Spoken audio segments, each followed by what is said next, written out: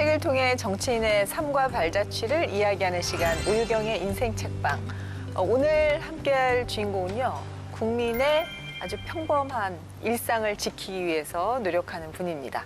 따뜻한 정치, 든든한 정치, 더불어민주당 강선우 의원입니다. 어서 오십시오. 네, 안녕하세요. 반갑습니다. 반갑습니다.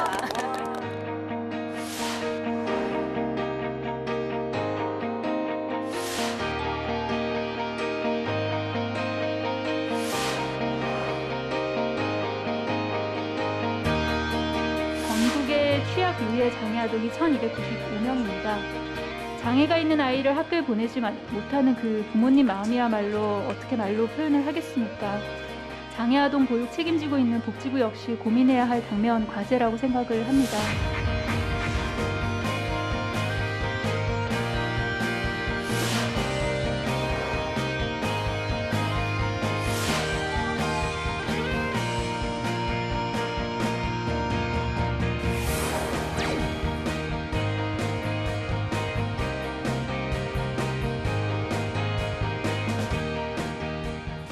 정말 소문 듣던 대로 예. 그대로시네요. 더불어민주당의 손예진. 손예진 아닙니다. 혜지 말고. 네, 손예진. 안 그래도 아까 더불어민주당 손예진 의원입니다라고 할 뻔했어요. 저도요. 저절로 그 얘기가 나오더라고요. 별명이시고. 사진으로 뵐 때보다 더 네. 미인이셔가지고. 아유, 감사합니다. 깜놀. 예. 네. 아니 우리 의원님은 외모뿐만 아니라 진짜 마음도 너무나 반듯한 분이세요. 네. 이분은 따라다니다 보면은 미담이 아주 그냥 계속 향기처럼 그러니까요. 나오는 분인데 네. 제가 신문에서 본 게 장애가 있는 노인이셨던 네. 것 같은데 외제차를 긁어서 네네. 손해배상을 하게 됐던 경우가 네, 봐요. 맞아요. 근데 네. 의원님이 자비로 그거를 내주셨던 아는 분이셨어요? 아니요, 그 서울에 계시는 분도 아니었고요. 예. 제가 기사로 소식을 접했는데 네. 장애 있으신 노인분인데 폐지를 주어서 생활을 하시는 분이시더라고요. 네. 그래서 거기 아마 폐지가 있었겠죠. 그 네. 차 네. 옆 쪽에. 그래서 이제 그거를 그렇게 하시다가 차를 긁게 되셨는데 이제 차주가 처벌을 원해서 벌금을 내셔야 되는 상황이어서 근데 이게 벌금은 대납이 되더라고요. 예. 그래서 벌금을 냈죠. 그냥 벌금만 내주신 게 또 아니더라고요. 예? 의원실 보좌진들이 어르신 집에 쌀과 채소와 고기, 뭐 생필품 등을 또 보내셨대요. 그리고 복지 서비스를 제대로 받고 있는지 또 확인까지 하셨다고 합니다. 예. 이건 진짜 뭘 보내드려야 되는데 박수 보내드려요. 그러니까요. 아주 칭찬합니다. 너무 잘하셨네요. 그 의원의 그 보좌진. 네. 몇 호시죠, 의원실? 738호입니다. 738호 사람들 즐거운 아름답네. 738. 그래야겠네요. 아니 근데 제가 또 이렇게 칭찬하는 거 별로 좋아하진 않는데 의원님은 칭찬할 게 또 남아 있어요. 의원님이 대한민국 의정대상 1회 수상자이신데 네. 또 그 상금을 기부하셨어요. 어디로 또? 어린이 재활병원에. 와. 네. 뒤에 안 간지러워요? 뒤에 이제 날개 보이는 것 같은데. 날개가 돋아나네요. 네, 뭐 간지러울 것 같은데. 아니, 냈던 법안이 관련된 법안이에요.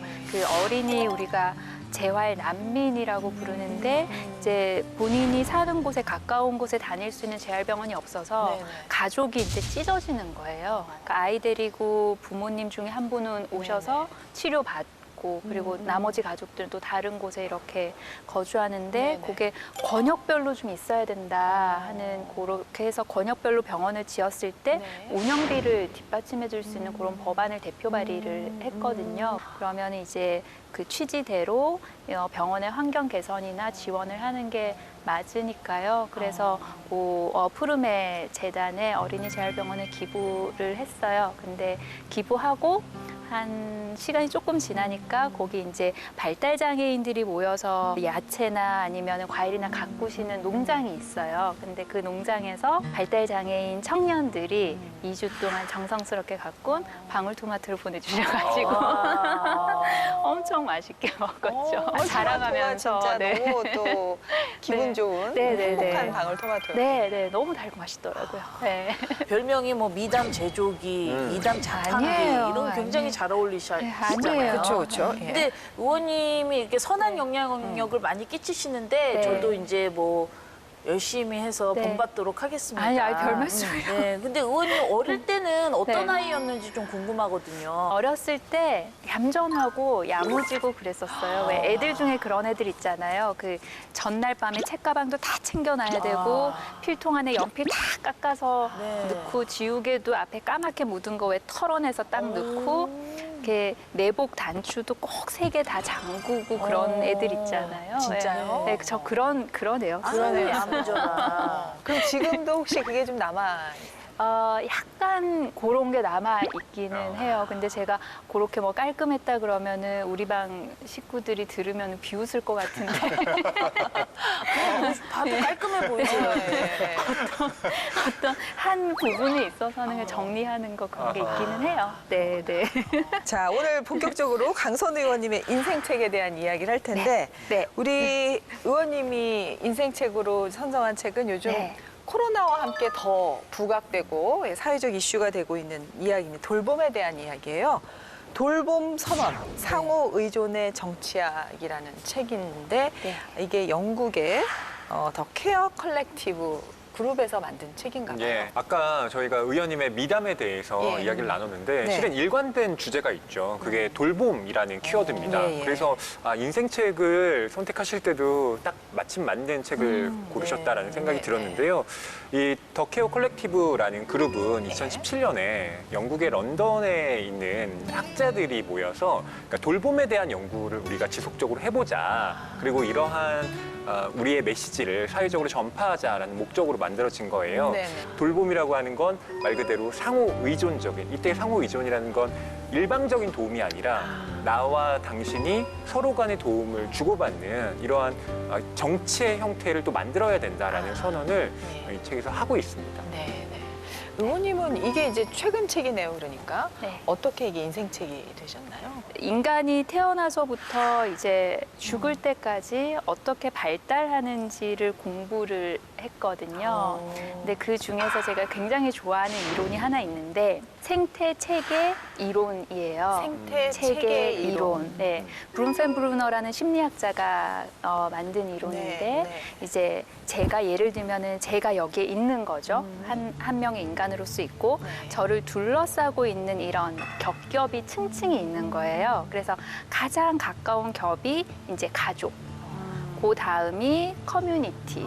그리고 그 다음이 내가 직접 속해 있지는 않은데 거기서 제가 되게 영향을 받는 집단들, 네. 그리고 가장 마지막이 법, 제도 등 국가라는 굉장히 큰 그런 층이거든요. 네, 근데 인간이 태어나서부터 죽을 때까지 요 각각의 층과 어떻게 서로 상호작용을 하면서 서로 상호작용을 하면서 쉽게 말씀드리면 죽어가나라는 거를 설명하는 이론이에요. 네. 근데 이 상호작용이라는 게 뜯어보면 서로 돌봐주는 거거든요. 예, 예. 그러니까 내가 가족을, 가족이 나를, 그리고 내가 우리 국가를, 그리고 국가가 나를. 네. 그래서 제가 굉장히 좋아하는 이론이고 네. 그리고 거기에서 키워드가 돌봄이고 이 돌봄을 쉽게 정치적으로 풀어낸 게 돌봄 선언이어서 예, 컴팩트하게, 심플하게, 읽기 쉬워서 그래서 네, 선정하게 됐어요. 그러니까 우리 어떻게 보면 의원님의 뭐 전공 분야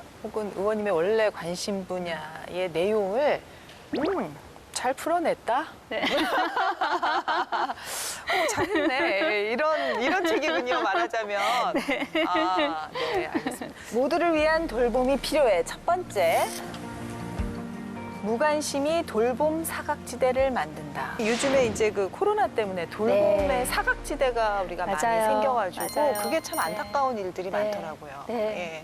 그러니까 사각지대라는 게 예. 우리가 의도치 않게 빠져버린 곳인 예, 거잖아요. 소득이 굉장히 경계선에 있고 그리고 예를 들면은 서류상으로 내가 노인인데 나는 부양할 수 있는 나의 자녀가 있다거나 그러나 실질적으로는 교류가 전혀 없거나 그런 분들이 이 사회의 안전 그물망 사이사이로 빠져나가는 거죠. 근데 그 빠져나가는 거에 대해서 보충적인 역할을 우리 공무원들이 직접 찾아가는 복지 서비스로 많이 메꿔왔었어요. 네. 코로나 이전에는. 근데 코로나가 딱 창궐하면서 찾아가는 대면 서비스가 준 거죠. 그러면은 직접 눈으로 가서 살펴보고 네. 해드릴 수 있는 지원을 찾다가 그 부분이 없어져 버리니까 이제 그걸로 인해서 생사의 문제인 거예요. 생명의 위협을 받거나 아니면 우울감이 굉장히 극도로 높아지거나 그렇게 해서 돌아가시는 분들도 많이 생겼고요. 그래서 우리가 눈으로 직접 찾아갈 수 없어서 코로나는 많은 사각지대가 생겼어요. 오히려 더. 이 책의 첫 문장이 예. 또 이렇게 시작을 합니다. 서문인데요. 우리가 사는 세상은 돌봄의 부재, 즉 무관심이 지배하는 곳이다.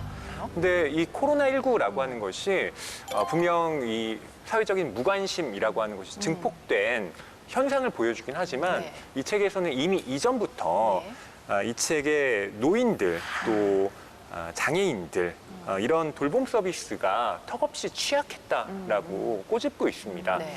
그 더 케어 컬렉티브가 2017년에 결성됐다고 말씀을 드렸는데 2016년에 영국에서 켄 로치라는 감독이 네. 영화를 한 편 만들었는데 그게 나 다니엘 블레이크라는 영화예요. 기억나요. 예. 그 나 다니엘 블레이크에 보면 이제 심장병 때문에 제대로 일을 할 수 없는 사람이 실업급여를 신청하려고 막 연락을 하는데 예. 막 여기 해보세요, 저기 해보세요 하면서 계속 돌잖아요. 예. 정작 어떤 돌봄을 받을 수 없는 상태에 놓이는데 제 생각에는 더 케어 컬렉티브가 그 영화에도 상당히 큰 어떤 영향을 받지 않았을까 싶기도 해요. 그러면서 2017년에 우리가 그렇다면 이제 좀 바꿔보자라는 생각을 하지 않았을까 싶기도 하고요. 우리나라에서 돌봄의 문제점은 네. 어디에 있는지 좀 여쭤보고 싶네요. 국가로부터 돌봄을 받기를 원할 때, 그 대상자가 되기를 원할 때 내가 나의 가난과 내가 나의 무능을 증명을 해야 되는 시스템이에요. 지금 현재는 돌봐준다는 게 아까도 말씀하셨지만 caregiving인 거잖아요. 그러니까 선제적으로 줘야 되는 것인 거죠. 근데 그게 아니라 그것을 받기 위해서 저 이만큼 가난합니다. 저 이만큼 무능합니다. 저 이만큼 건강하지 못해요를 증명해야 되는 지금 현재의 그런 시스템 그리고 패러다임을 조금 바꿔야 되는 그런 필요가 있습니다. 그래서 그 패러다임이 바뀌면 그 제공자 측에서 선제적으로 찾게 되는 것이거든요. 예, 예. 그러니까 대상자가 신청을 하고 증명을 하는 것이 아니라 그렇게 되면은 자연스럽게 사각지대도 줄 수밖에 없게 되겠죠. 네. 그럼 이제 돌봄을 제공해야 되는 뭐 공무원이나 네. 그럼 돌봄 노동자 네. 분들의 이제 또 업무에 그게 속하는 그렇죠. 건데 네. 우리 사회가 그 돌봄 노동자들에 대해서도 사실 네. 충분히 네. 뭔가 보상이 안 되는 네. 부분이잖아요. 어려움이 많으신 것 같더라고요. 그 돌봄 당연히 처우나 여러 가지가 열악하니 거기에 종사하고 싶으신 분들의 숫자가 적죠. 네. 그러면은 기존에 있는 분들의 업무는 늘어날 수밖에 없어요. 왜냐하면 우리가 평균 수명 늘어나죠. 네. 그리고 살수록 이 질병이나 장애를 만나게 되는 확률이 높을 수밖에 없어요. 이분들의 숫자를 늘리는 게 절대적인 과제인데 숫자를 늘리려면 처우 개선을 하는 수밖에 없고 처우 개선을 하려면 결국은 돈이에요. 예산. 결국은. 네. 그럼 결국 네. 의지, 네. 국가가 좀 더 의지를 갖고 이쪽으로 네. 예산을 편성을 해야 되는. 맞습니다. 네. 의원님이 이제 그런 거 하시려고 국회에 오셨는데 제가 이제 듣기로는 의원님이 이렇게 국회에 오시게 된 것도 이런 돌봄 부분에 좀 특별히 네. 관심이 많았는데 그 이유가 따님 네. 때문이다라는 네. 얘기를 들었어요. 네. 자녀가 한 딸 하나 있으세요? 한 명이고요. 예. 저희 아이도 발달 장애가 있는 아이여서 그래서 본인이 뭔가 선택하지 않은 것 때문에 조금 더 다른 삶을 살아야 되는 아이인 거죠. 실례지만 어떤 우리 아이 같은 경우에는 프레더-윌리 신드롬이라는 네. 유전자 질환인데 유전자 질환의 특징은 다른 유전자 질환들이 가지는 그런 발달 장애는 공통적으로 가지고요. 네. 위가 아무리 배가 불러도 그게 뇌로 전달이 안 돼서 내가 배가 부르구나를 못 느끼는 거예요. 그러니까 그래요? 그리고 또 호르몬 이상이 있어서 네. 여러 가지 호르몬을 좀 우리가 자연스럽게 자면 생성되는 호르몬들을 인공적으로 주사로 줘야 되는 그런 거예요. 예, 예, 예. 그럼 아이가 몇 살 때 그걸 하셨어요? 태어나서 예. 처음에 태어나서 그 아이들이 이렇게 있잖아요. 네, 대부분 네. 팔다리를 이렇게 네, 네. 오므리고 그런데 이 프레더-윌리 신드롬을 가지고 태어난 아이들은 이렇게 늘어져 있어요. 그게 근육 톤이 낮아서. 그러면 팔다리만 근육이 아니잖아요. 위도 근육이고 이게 다 전체고리가 근육인데 심장도 근육이고 그러니까 이게 근육 톤이 낮으니까 당연히 석션이 안 되는 거예요. 우유를 빨지를 못하는 거죠. 근육 톤이 배는 낮으니까. 예, 예. 그러니까 배는 너무 고픈데 힘이 없고 뭐를 섭취를 못 하겠고 그래서 아기가 그렇게 늘어져 있어서 그래서 태어나서 병원에 한 2-3달 입원을 해 있었어요. 그래서 그 초기에 이제 검사를 해서 알았고 한 2-3달 동안 이제 병원에서 그 특별 케어를 할 수밖에 없었죠. 예, 예. 그때 마음이 어떠셨을까 생각하면. 그때는 그 면회가 하루에 2번 정도 가서 이제 아이를 볼 수 있었어요. 그래서 아이 보고 오고 그때는 오히려 별로 감정에 막 이런 소용돌이 같은 게 없었는데 이제 퇴원을 하잖아요. 그래서 이제 아이를 이렇게 간호사분께서 안고 나와서 이제 집에 데리고 가야 된다고 이제 아이를 안았는데 얘가 처음에 거기 병원에 들어갈 때는 요만한 아이였잖아요. 근데 이제 3달 정도가 지나니까 엄청 커서 나온 거예요. 커서 나와서 이제 그렇게 큰 아이를 이렇게 안았는데 굉장히 어색하더라고요. 네, 어색하고 그때 온갖 생각이 다 들더라고요. 근데 뭐 이렇게 아이 보면서 그때 그런 생각은 했었어요. 아, 나를 잘 찾아왔다. 좀 잘 해보자. 네. 어머님 엄청 강인한 스타일이시네. 외윤회 강이시네. 아니, 그래갖고 아이를 데리고 그냥 딸하고 둘이 미국 유학길에 오르셨다고 들었어요. 맞아요. 그 아이가 몇 살 때? 우리 아이가 2003년생인데 네네. 제가 갔던 게 2006년. 그 아이가 이제 막 3살 네, 네. 정도 됐을 네. 때 어떻게 유학을 결심하셨어요? 제가 계속 공부를 하고 있었고 그래서 유학 가서 더 공부를 하고 싶었다는 생각도 있었고 그리고 우리 아이를 조금 다른 환경에서 키워보고 싶다는 생각도 들었고 예. 그래서 쉽지 않은 결정이었는데 이렇게 숨을 엄청 크게 쉬고 결심을 했죠. 그래서 한 6년 정도 해서 공부하셔갖고 박사도 따시고 네. 그 그리고 뒤에 4년 정도 이제 교수 생활하고 교수 그래서 한 생활하시고. 10년 있었어요.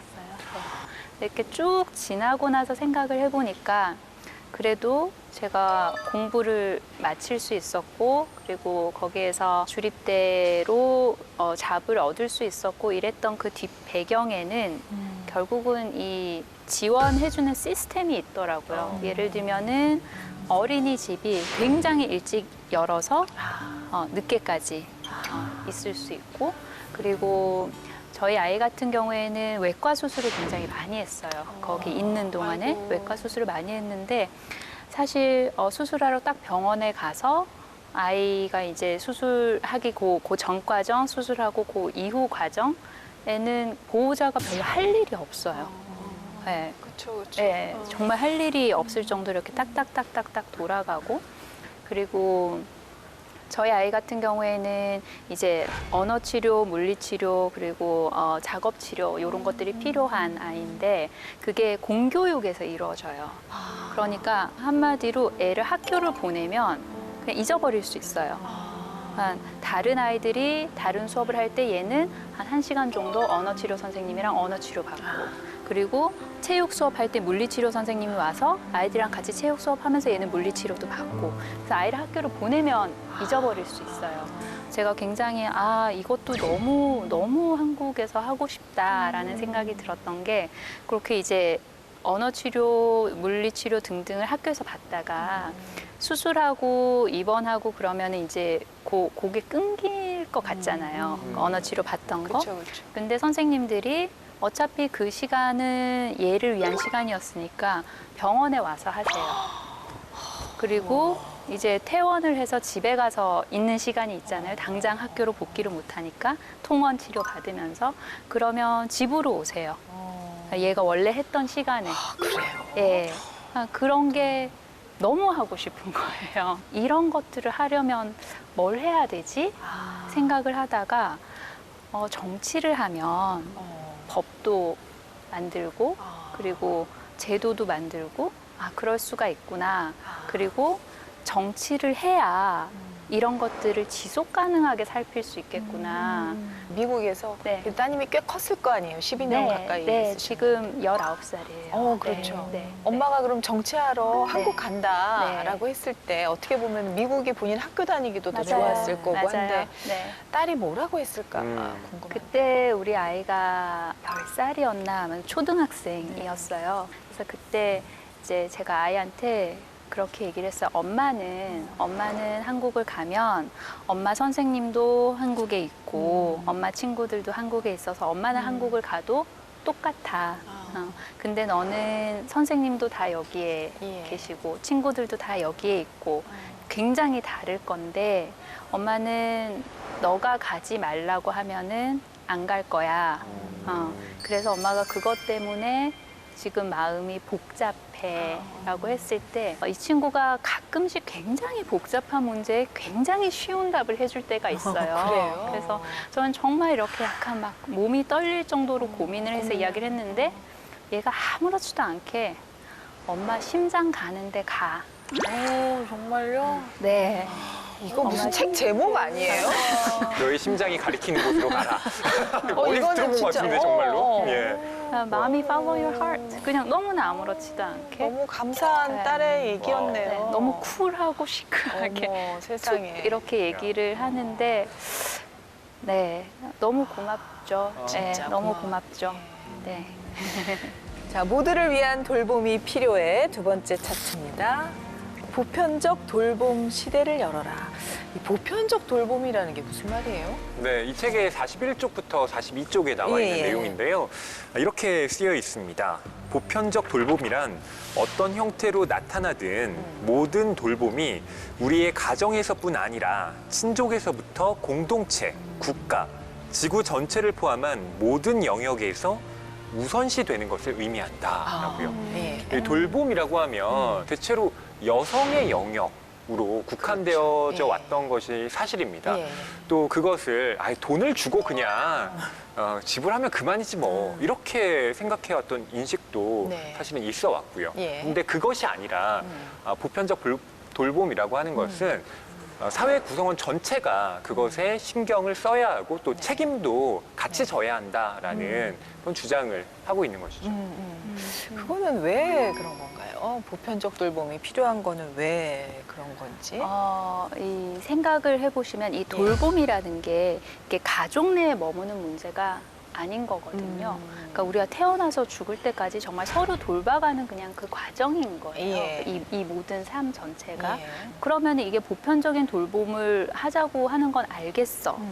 그래 살아가는 게 돌봄인 걸 알겠어. 근데 갑자기 이런 주장을 하면 우리가 그거를 할 수 있는 자원이 있어? 이게 현실적인 이야기야?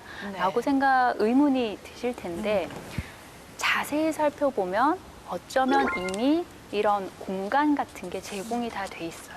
예를 들면은 도서관. 네. 네.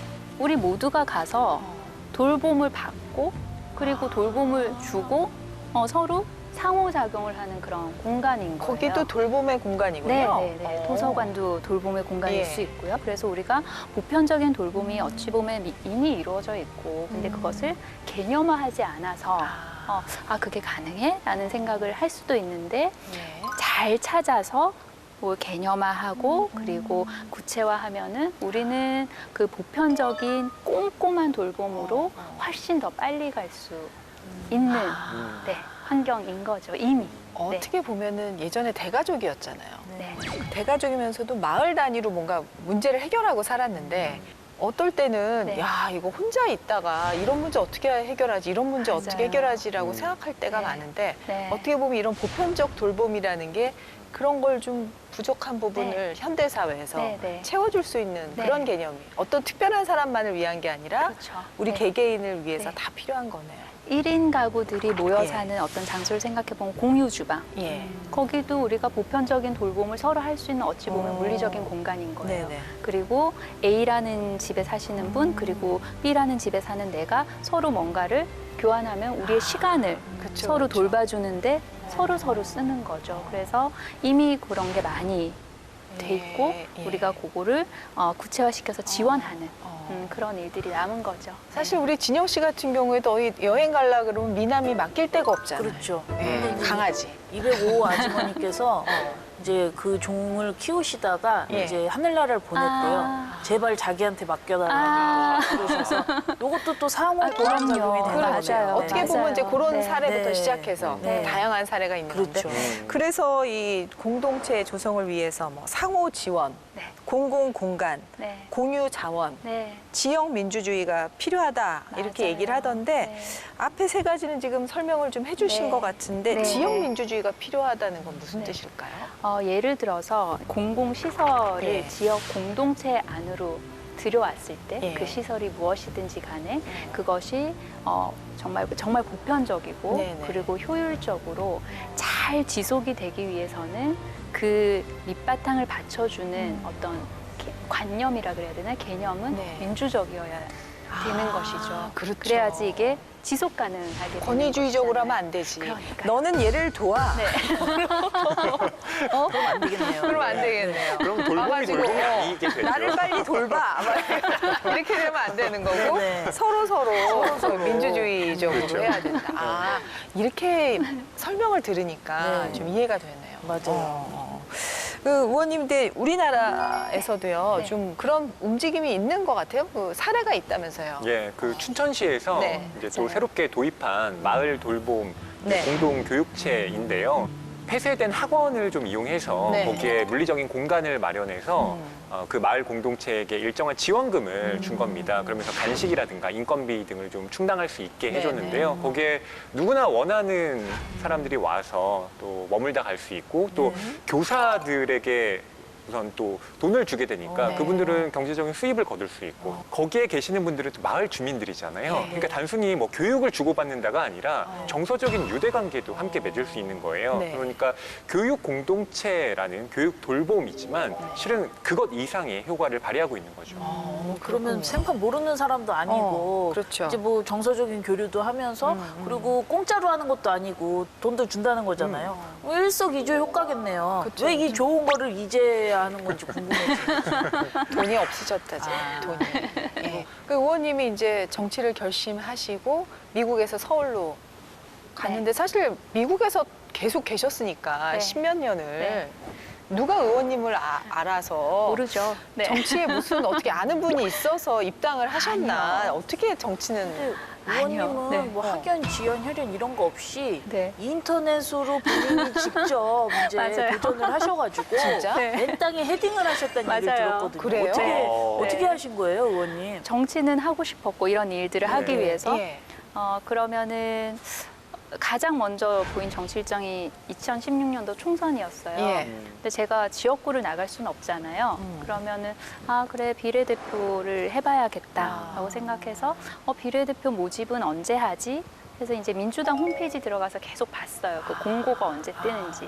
그래서 정말 이렇게 어디 입사 지원하듯이 지원을 한 거예요. 입사 지원하듯이 지원하고 그때쯤이 이제 미국 학교 스프링 브레이크여서 예. 이제 비행기 타고 오면서 정치를 하고 싶은 이유 뭐 등등등등 이렇게 쓰고 내려서 이제 서류 내고 그러고 나서 당에 전화해서 그 다음은 어떻게 해야 되나요? 그랬더니 뭐 이렇게 지금까지 이렇게 추천해 주시고 말씀 주신 분한테 여쭤보세요라고 하길래 저는 그런 분이 안 계세요.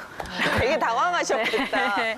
네. 저는 그런 분이 네. 안 계세요 했더니 그럼 다시 전화 드릴게요 하고 연락이 와서 예. 이제 그 다음 그냥 절차들을 가르쳐 주시더라고요. 네, 그래서 시작하게 됐고요. 공채 출신이셨구나. 아니, 의원님 너무 당차신데? 그래서 이야. 그래서 시작하게 됐어요. 이야. 네, 그렇게. 아니, 근데 또 네. 20대 총선에서는 아쉽게 네. 고배를 마시셨고. 제가 29번이었어요. 예. 네. 근데 어머, 비례대표는 안 되셨지만 예. 부대변인이 되셨어요. 네, 그거 맞아요. 어떻게 되신 어. 거예요, 그럼? 그래서 이제 그때 그 총선 때 그 비례대표 후보들 1번부터 이제 쭉 뒷번호까지를 꾸려서 유세단을 꾸렸었어요. 저는 그때 늘 뭐 여름방학 아니면 겨울방학만 한국을 왔었잖아요. 예. 지난 10년 예. 동안. 그때 10년 만에 한국의 봄을 본 거예요. 그때 와가지고. 그래서 이제 당에서 전화가 와서 우리가 이러이러한 유세단을 꾸리는데 혹시 유세단을 하겠냐는 거예요. 그래서 너무 좋은 거예요. 이렇게 아침에 버스를 태워가지고 네네. 쭉 돌면서 그냥 가서 이렇게 이렇게 연설 조금 하고 노래하고 이동하고 맛있는 거 먹고 이동하는 동안 막 벚꽃 그때 한창 벚꽃 시즌이었거든요. 벚꽃 보고 그래서 전 너무 좋아가지고 이제 하루도 안 빠지고 나갔거든요. 근데 와, 대단해요. 아니 그게 무슨 출석 체크하는 것도 아니, 아닌데 그게 무슨 몇 거기가- 퍼센트 출석이요? 그거를 이렇게 재밌어하고 이러지는 보통 않으시는 것 같은데. 그래서 저는 재밌어서 신나서 나가고 예. 매일매일 나갔던 거예요. 그래서 성실하다 이렇게 돼가지고 누군가는 보고 있다니까. 아니, 성실해. 동네 기반이 이렇게 해서 만들어진다 라는 걸 알았어요. 진짜 벽돌 하나하나부터 다 쌓으셨네, 혼자서. 와. 그래서 부대변인 인터뷰를 할 건데 혹시 인터뷰 하러 올 거냐? 예. 그래서 너무 좋은 거예요. 그래가지고 가서 그때 이제 인터뷰를 갔는데 그때가 한창 가습기 살균제가 이슈였을 때였어요. 그래서 가습기 살균제 관련된 입장 같은 거를 얘기를 해야 될 것 같아서 이제 막 신문도 스크랩하고 막 자료 찾아가고 근데 너무나 운이 좋게도 아니나 다를까 질문이 그거였어요. 그래가지고 정말요? 네, 운명이다, 운명. 네, 그래서 준비해갔던 대로 막 잘난 척을 했죠. 네, 미쳤구나. 네, 네. 그게 예. 벌써 4년 전이에요. 4년, 5년 전이네요. 네. 와, 지금 혹시 이 TV 보고 계신 분 중에 네. 본인도 정말 그런 좋은 일에 뜻이 있는 분인데 나는 정말 정치권에 아는 사람이 없어. 그런 분들은 네. 지금 우리 의원님 얘기 귀 기울여 들으시기 바랍니다. 예. 네, 네. 이게 이렇게 조금씩 문을 두드리는 재미가 있었어요. 네. 대단하십니다. 처음 들어봤네, 이런 정치권에 입성하신 사례 처음 들어봤습니다. 예, 모두를 위한 돌봄이 필요해. 세 번째, 돌보는 국가로 전환하라. 예, 이건 어떤 얘기인가요? 예, 이 책이 돌봄 선언이잖아요. 예. 그래서 사실 뭐 꼼꼼한 예증보다는 이렇게 해야 한다라는 그런 주장들이 많이 담겨 있는데요. 여기에서 국가의 역할도 정말 많이 강조하고 있습니다. 책의 115쪽에 나오는 내용인데요. 네. 어떤 종류든 보편적 돌봄을 창조하는 데 있어서 국가는 매우 중요한 영역이다. 네. 이렇게 첫 시작을 하고 있습니다. 돌보는 국가라는 개념이 상당히 중요한데요. 국가 자체가 돌봄의 시스템이어야 한다라는 건 정말 우리가 그동안 가져왔던 이 국가주의에 대한 인식을 뒤바꾸는 것이고요. 또 여기에서는 무상에 준하는 그런 돌봄을 역설하고 있습니다. 그러니까 우리가 돈을 내고 그걸 받는 것이 아니라 당연히 국가니까 이걸 해줘야 한다라는 그러한 준비된 제도를 강조하고 있는 거죠. 이게 의원님, 우리가 얘기하는 복지국가하고 개념이 좀 다른가요? 돌보는 국가? 돌보는 국가는 복지 국가보다 조금 더 넓은 개념인 것 같아요. 예. 네, 그 스펙트럼 자체가. 네. 국가의 역할이라는 게 결국 국민을 보호하는 것인데 그러면 이 보호라는 개념을 어떻게 구체화를 하고 실현을 해나갈 것인가 그런 문제인 거거든요. 이 복지라는 거는 내 삶을 예측할 수 있게 해주는 것이거든요. 예를 들어서 내가 뭔가 불의의 사고를 당했다. 아니면 실직을 하게 됐다. 그랬을 때 나는 이 정도 기간 동안은 국가에서 이러한 것이 나와. 예측이 가능해요. 그 이후에 그러면 나는 이런 계획을 세워볼 거야. 그러면은 이 개인의 삶의 질이라는 것이 바닥으로 최소한 떨어지지는 않아요. 예측 가능성이 있을 때. 그리고 이 개개인들 중에서 이 하한선을 누가 그어주느냐. 사실 이게 이 하한선이라는 게 높을수록 그러면은 다 함께 상향 평준화가 돼가는 것이잖아요. 어찌 보면. 그러면은 사회적 약자, 가장 어두운 곳, 가장 목소리가 안 들리는 분들의 삶이 어느 정도 예측이 가능하느냐라는 게 큰 잣대, 가늠할 수 있는 잣대가 되어주는 것이죠. 그래서 이 돌봄 국가라는 거는 이 단순히 요 복지 시스템, 복지 국가보다 조금 더 넓은 개념인 것 같아요.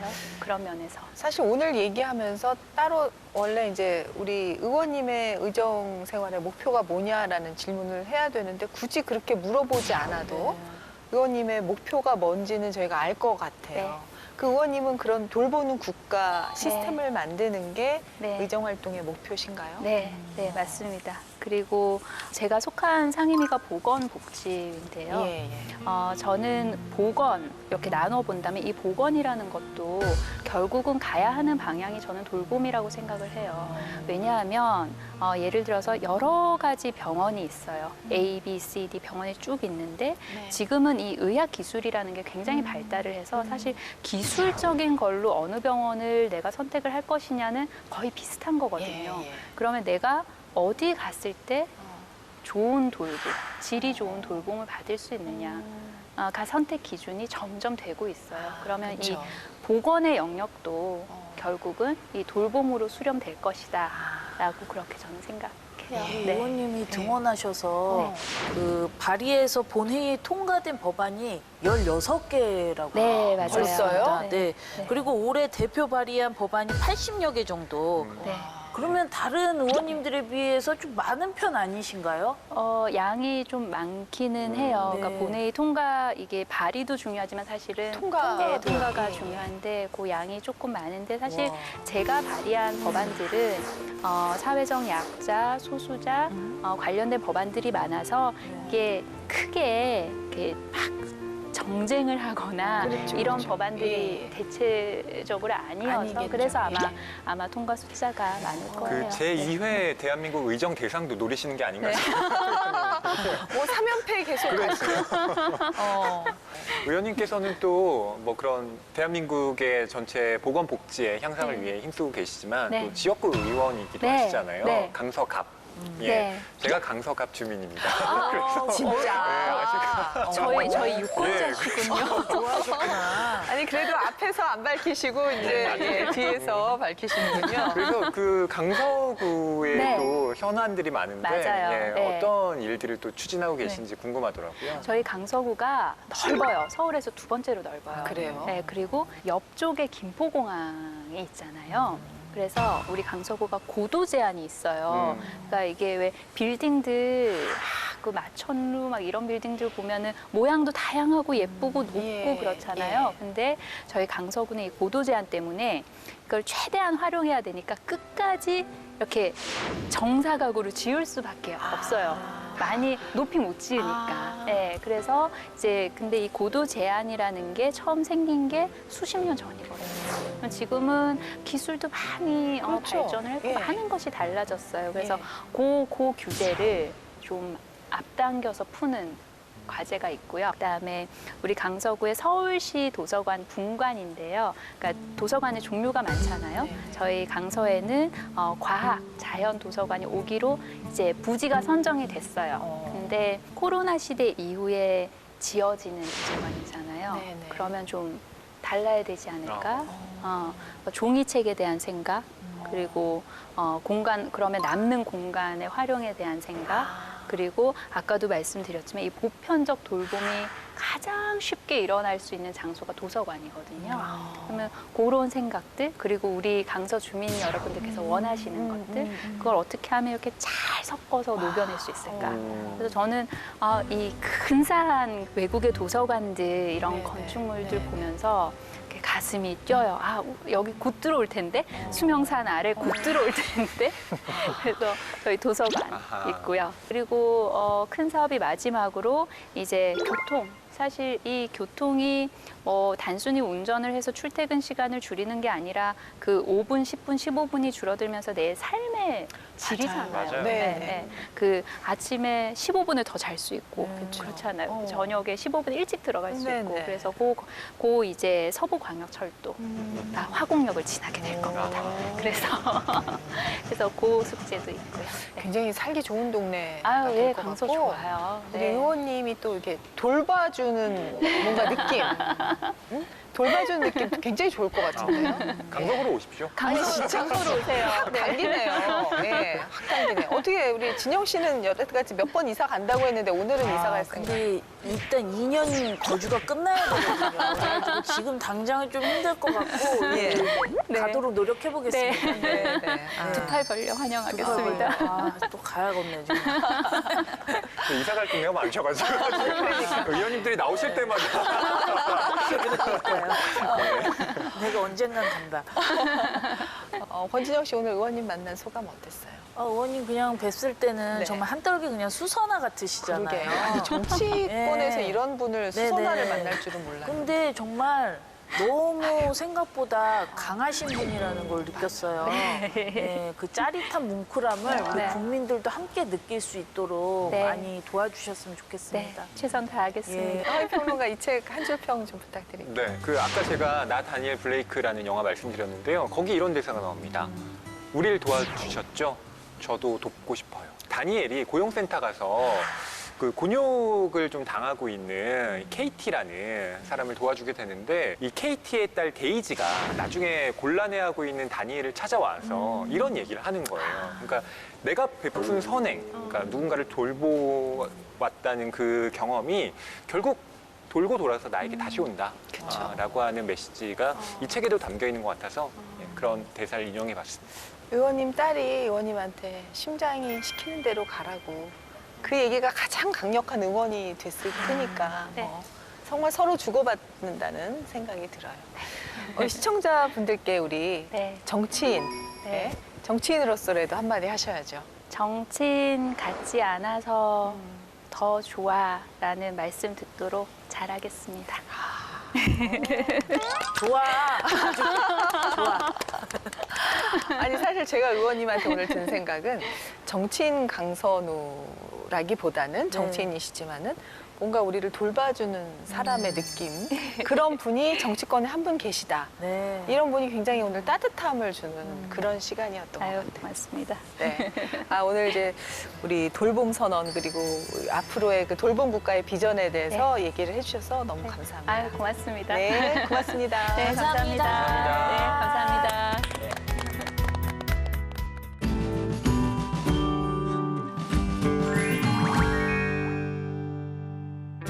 안녕하세요. 홍재경입니다.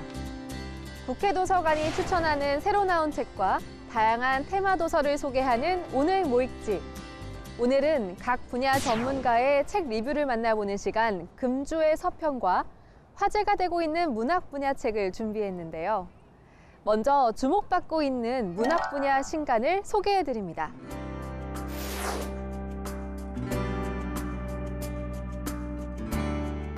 몇 년 전 누군가 다음에 무엇을 쓸 것이냐라고 물었을 때 사랑에 대한 소설이기를 바란다고 대답했던 것을 기억한다. 지금의 내 마음도 같다. 이것이 지극한 사랑에 대한 소설이기를 빈다. 첫 번째 책은 2016년 채식주의자로 맨부커 인터내셔널 상을 수상한 한강 작가가 5년 만에 발표한 장편 소설 작별하지 않는다입니다. 제주하면 많은 분들이 떠올리는 낭만적인 여행지의 모습이 아닌 아픔과 슬픔으로 가득한 제주 4.3 사건을 소설 속에 담았습니다. 눈 오는 제주의 풍경을 소설 안에 가득 채우며 덮여있던 4.3 사건들을 소설 속 친구와 이웃의 이야기로 재생하고 있죠. 가슴 아픈 제주의 역사를 아름다운 문장으로 풀어낸 한강 작가의 신작 작별하지 않는다입니다. 다음은 2019년 발표한 첫 소설집 우리가 빛의 속도로 갈 수 없다면으로 SF 장르를 넘어 한국 문학계 주목받는 젊은 작가로 도약한 김초엽 작가의 첫 번째 장편 소설 지구 끝의 온실입니다. 소설은 2055년 세계의 종말 이후를 그린 디스토피아를 배경으로 이야기가 전개됩니다.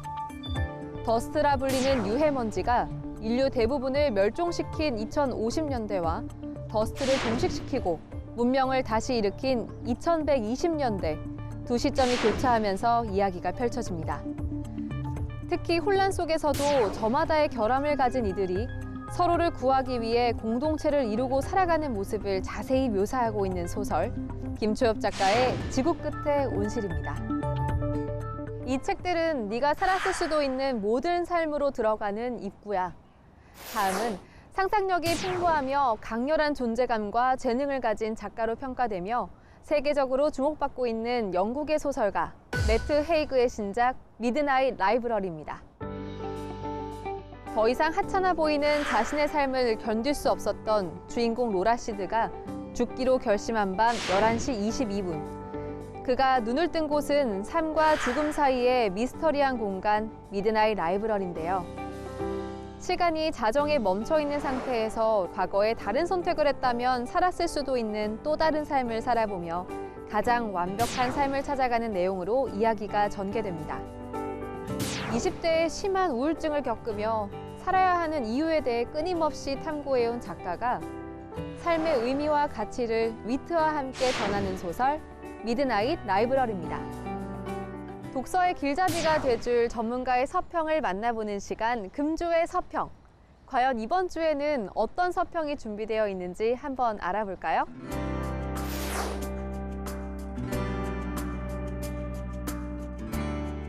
우리를 자유롭지 못하게 만드는 궁극적인 사슬과 족쇄는 대개 우리 안에 있다. 서평 첫 번째 책은 정신건강의학과 전문의 강은호 원장이 어렵게만 느껴지는 건강한 애도의 방법을 소개한 책, 상처받은 나를 위한 애도 수업입니다. 서평자 서울시립대 김다인 교수는 인생을 살아가면서 내 삶에서 나를 바꾸고 싶다고 생각하는 사람에게 이 책을 추천한다. 혹은 무언가 문제가 있는 것은 확실한데 그 실체를 알지 못하겠다는 사람에게도 추천한다 라고 언급하며 결국 애도의 과정은 나뿐만이 아닌 가족을 위해서도 꼭 거쳐야 하는 과정이다라고 강조했는데요. 스스로를 괴롭히는 상처, 부정적인 감정과 건강하게 작별하고 싶은 분들에게 이 책을 추천합니다. 다음은 세계적으로 영향력 있는 진화생물학자 리처드 도킨스가 지난 30년간 쓴 강연문과 칼럼, 에세이 40여 편을 엮은 책 영혼의 숨쉬는 과학입니다. 서평자 김성환 대진대학교 교수는 과학이 50년쯤 뒤에는 사후에도 존속해 내세에서 행복 또는 불행을 겪는 인간의 영혼은 없다고 철저히 증명한다는 내용이다라고 소감을 전하며 동물의 고통에 관한 도킨스의 견해는 허술하다. 나름 도킨스를 비평하는 맛도 있다고 책을 평가했는데요. 도킨스가 평소 자주 다루던 진화론, 종교, 과학 철학부터 정치, 사회, 문화적인 이슈까지 색다른 도킨스의 글을 접하고 싶은 분들에게 영혼이 숨쉬는 과학, 이 책을 추천합니다. 자세한 책 내용은 국회도서관 홈페이지에서, 다시 보기는 국회방송 홈페이지에서 보실 수 있습니다. 저는 다음 주에 새로운 책으로 찾아뵐게요. 감사합니다.